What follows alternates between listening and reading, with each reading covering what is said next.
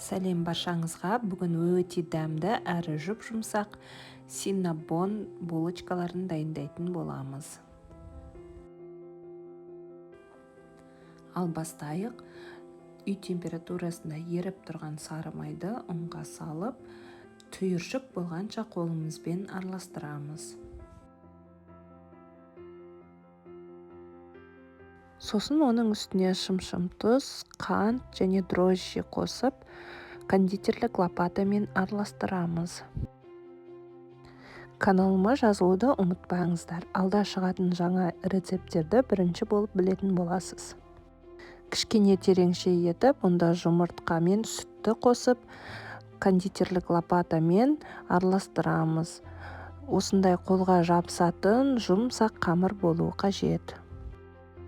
Тақтаның немесе столдың үстіне ұн сеппей, қамырымызды жан-жаққа тартқылап, ұрғылап араластырамыз. 10 минут шамасында осылай жасап араластыруымыз қажет. Сонда қамырымыз кислородқа тойып, өте жұмсақ болып көтеріледі. Бір жарым сағатта көтерілген қамырымызды ұн сеуіп тақтаның бетіне жұқалап жаямыз.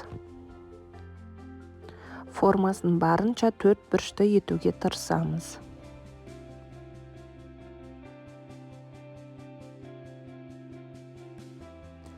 Үй температурасында еріп тұрған жұмсақ сары майымызды алып бетіне жағып шығамыз. Барлық шетіне жететіндей етіп жағамыз. Еріген сары май емес, осы үй температурасында тұрған жұмсақ сары май болуы міндетті. Сары майды тоңазытқыштан кемінде 2-3 сағатқа шығарып қоюымыз керек.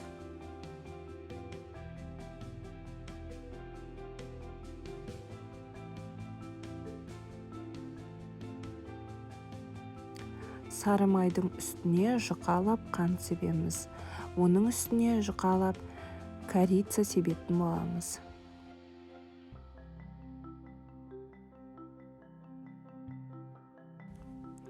Корицамызды сеуіп болған соң қолыңызбен араластырып жіберсеңіз де болады. Сонда бір келкі әдемі болып шығады.